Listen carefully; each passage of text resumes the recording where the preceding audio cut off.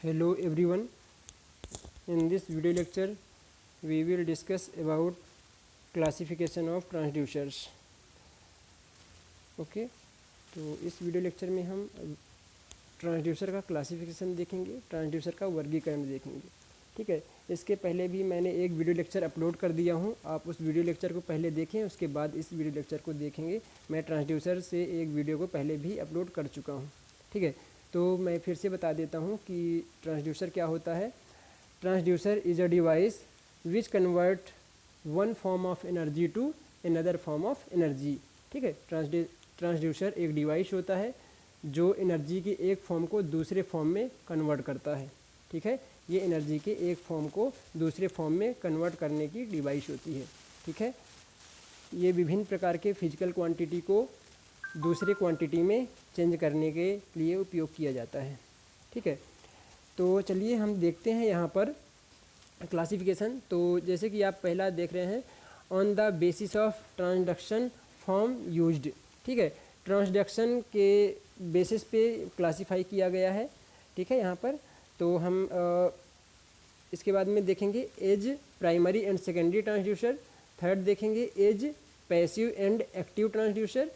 Fourth देखेंगे as analogue and digital transducer. फिर देखेंगे as transducer and inverse transducer. ठीक है, तो चलिए हम सबसे पहले इसको डिस्कस करते हैं, on the basis of transduction form used. ठीक है, तो ट्रांसडक्शन फॉर्म के आधार पे निम्न प्रकार से इनको क्लासीफाई किया गया है, वर्गीकृत किया गया है। जैसे कि आपको दिखाई दे रहा है, resistive transducer, capacitive transducer, inductive transducer end voltage and current generating transducer. जैसे यदि हम बात करें कि रजिस्टिव ट्रांसड्यूसर के अंतर्गत कौन कौन से ट्रांसड्यूसर आते हैं, तो रजिस्टिव ट्रांसड्यूसर के अंतर्गत strain gauge, pressure gauge, thermistor, resistive thermometer, photovoltaic cell, ये जो हैं ये आपको रजिस्टिव ट्रांसड्यूसर के अंतर्गत इस प्रकार के ट्रांसड्यूसर आते हैं। फिर हम बात करेंगे कैपेसिटिव ट्रांसड्यूसर। ठीक है, फिर हम बात करेंगे कैपेसिटिव ट्रांसड्यूसर। तो कैपेसिटिव ट्रांसड्यूसर के अंतर्गत capacitive microphone transducer, piezo electric gauge और प्रेशर गेज कैपेसिटिव ट्रांसड्यूसर के अंतर्गत आते हैं। ठीक है, फिर इसके बाद में हम बात करेंगे इंडक्टिव ट्रांसड्यूसर।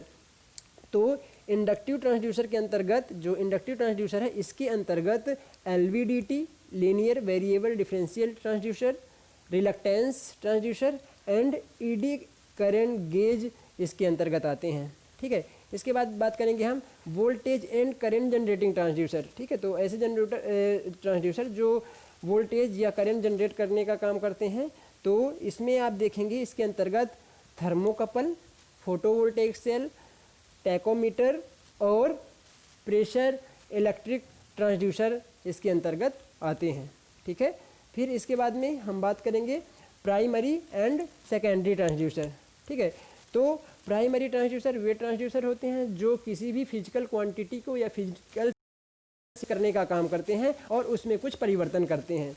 ठीक है, और सेकेंडरी ट्रांसड्यूसर वे ट्रांसड्यूसर होते हैं जो प्राइमरी ट्रांसड्यूसर के द्वारा सेंस किए गए सिग्नल और उनको परिवर्तित किए गए सिग्नल को लेकर वो उसको मेजर करने का काम करते हैं, तो उसको हम सेकेंडरी ट्रांसड्यूसर बोलेंगे। ठीक है, यहाँ पर जो बताया गया है कि जो यहाँ पर बर्डन ट्यूब है, जो आपको ये बर्डन ट्यूब दिखाई दे रहा है, ये बर्डन ट्यूब को प्राइमरी ट्रांसड्यूसर कहा गया है।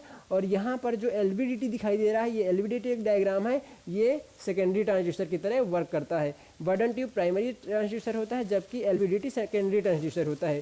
ठीक है, यहाँ पर जो बर्डन ट्यूब है ये किसी भी फिजिकल क्वांटिटी को यहाँ पर सेंस करता है, प्रेशर हो, डिस्प्लेसमेंट हो, इन चीज़ों को मान लीजिए प्रेशर को इसने सेंस किया, प्रेशर को सेंस किया और इसके बाद इस प्रेशर को डिस्प्लेसमेंट के फॉर्म में यहाँ पर बर्डन ट्यूब कन्वर्ट कर देता है। प्रेशर को सेंस किया और उसको डिस्प्लेसमेंट के फॉर्म में कन्वर्ट कर दिया, तो ये प्राइमरी ट्रांसड्यूसर है। ठीक है, फिर इस डिस्प्लेसमेंट को इलेक्ट्रिकल सिग्नल में यहाँ पर एलवीडीटी के द्वारा कन्वर्ट किया गया है, तो इसको हम सेकेंडरी ट्रांसड्यूसर बोलेंगे। ठीक है, सेंस किया और इसको दूसरे सिग्नल में कन्वर्ट किया, फिर यहाँ पर उस दूसरे सिग्नल को यहाँ पर इलेक्ट्रिकल सिग्नल में जो कन्वर्ट कर रहा है वो एलवीडीटी है। तो हम कह सकते हैं कि ये हमारा प्राइमरी ट्रांसड्यूसर है और एलवीडीटी हमारा सेकेंडरी ट्रांसड्यूसर है। ठीक है, तो यहाँ पर प्राइमरी और सेकेंडरी ट्रांसड्यूसर को इस प्रकार से क्लासीफाई किया गया है। ये प्राइमरी ट्रांसड्यूसर की तरह काम करता है और ये सेकेंडरी ट्रांसड्यूसर की तरह यहाँ पर काम करता है। फिर इसके बाद में हम देखेंगे पैसिव एंड एक्टिव ट्रांसड्यूसर। ठीक है, तो सबसे पहले हम बात करेंगे पैसिव ट्रांसड्यूसर।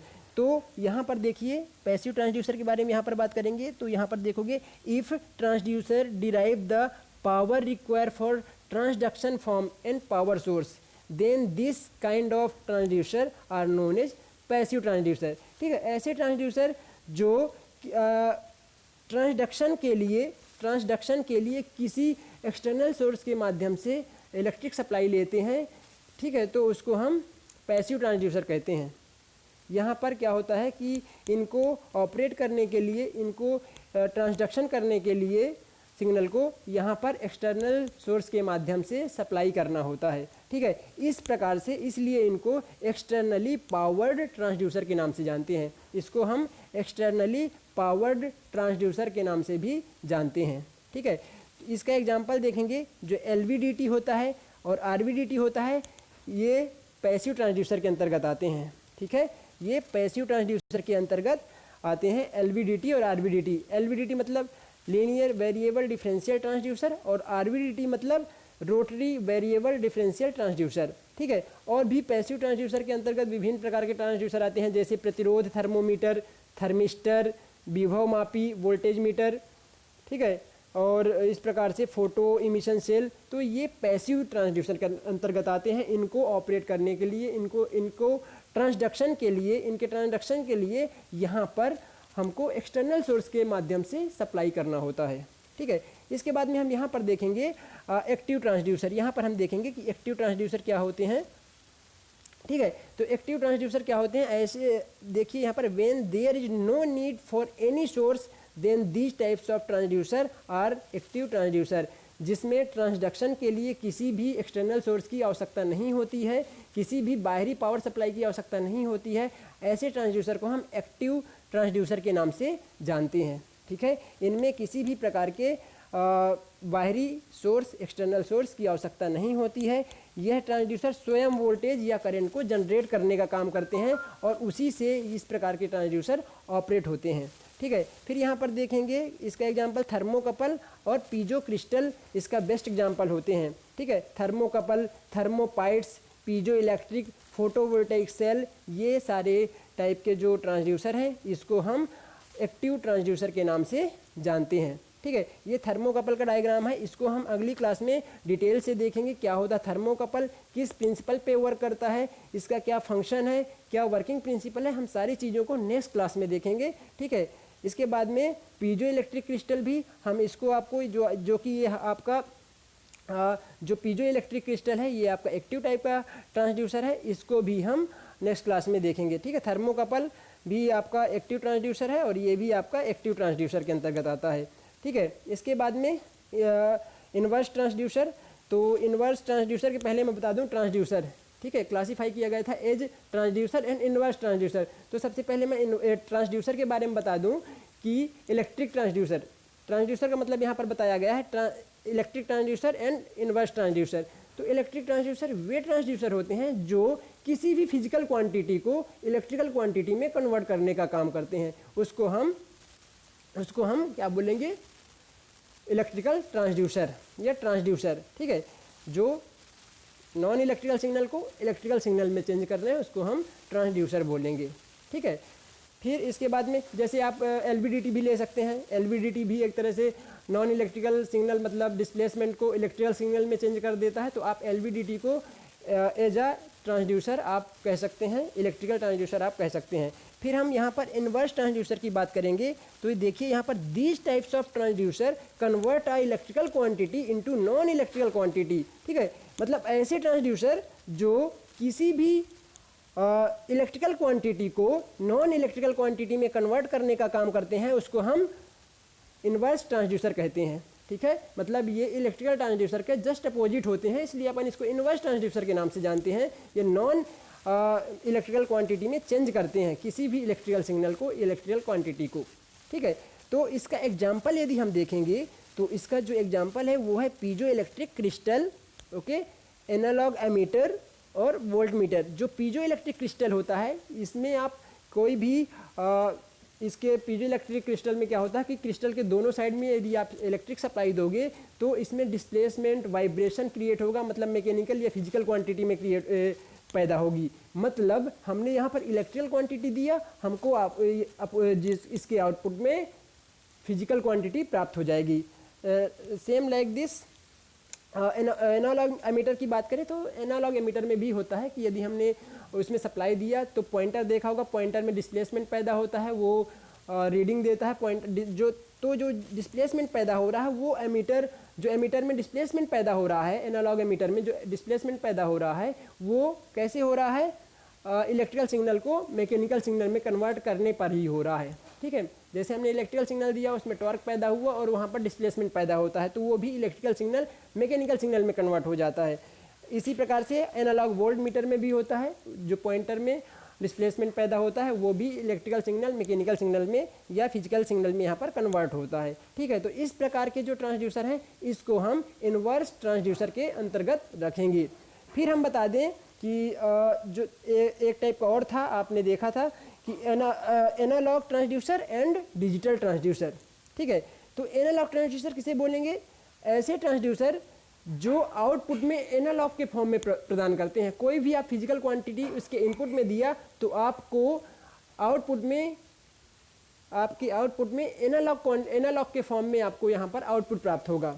ठीक है, तो कोई भी फिजिकल क्वांटिटी को मेजर करने के लिए जब हमको आउटपुट में एनालॉग के रूप में आउटपुट प्राप्त होता है तो उसको हम एनालॉग ट्रांसड्यूसर बोलेंगे। ठीक है, यदि हम इसका एग्जांपल बोलें तो इसका बेस्ट एग्जांपल है जो कि आप देखा भी होगा, प्रेशर गेज। ठीक है, जैसे अपन प्रेशर अप्लाई करते हैं तो हमको रीडिंग में डिस्प्लेसमेंट होता है, पॉइंटर डिस्प्लेसमेंट करके डिस्प्लेस होता है और हमको पॉइंटर के माध्यम से दिखाता है। ठीक है, और जैसा कि आप देखा होगा प्रेशर गेज जैसा हवा वगैरह डलवाते होगे तो आप देखा होगा कुछ इस प्रकार से प्रेशर गेज होता है। ठीक है, और यदि हम इसका एग्जांपल देखें तो स्ट्रेन गेज भी एनालॉग टाइप का ट्रांसड्यूसर होता है। LVDT linear variable differential transducer भी एनालॉग टाइप का होता है। एनालॉग ऐसा इंस्ट्रूमेंट होता है, एनालॉग टाइप का इंस्ट्रूमेंट जो पॉइंटर के माध्यम से स्केल पर हमको रीडिंग देता है। ठीक है, क्लियर है सभी को एनालॉग। इसके बाद में हम बात करेंगे डिजिटल ट्रांसड्यूसर। तो डिजिटल ट्रांसड्यूसर वे ट्रांसड्यूसर होते हैं जो किसी भी फिजिकल क्वांटिटी को इनपुट में दिया जाए तो उसके आउटपुट में हमको डिजिटल के फॉर्म में आउटपुट प्राप्त होता है। ठीक है, जो डिजिटल ट्रांसड्यूसर्स होते हैं वो डिजिटल के फॉर्म में हमको आउटपुट प्रोवाइड करते हैं। जैसे कि आप देखा होगा, जैसे आप गाड़ी चलाते हैं, डिजिटल यदि आपका मीटर होता है, ठीक है, स्पीडोमीटर, तो आपको जो स्पीडोमीटर का जो स्पीड है, ठीक है, इंस्टेंटेनियस स्पीड, वो आपको डिजिटल के फॉर्म में 1 2 3 4 5 40 60 इस तरह से किलोमीटर पर आवर के डिजिट में दिखाती है। तो इस प्रकार के जो आप इंस्ट्रूमेंट देखेंगे उसे हम डिजिटल इंस्ट्रूमेंट बोलेंगे। और उसी प्रकार से यहाँ पर डिजिटल ट्रांसड्यूसर्स होते हैं। डिजिटल ट्रांसड्यूसर की बात करें तो डिजिटल एनकोडर एक प्रकार का डिजिटल ट्रांसड्यूसर के अंतर्गत आता है।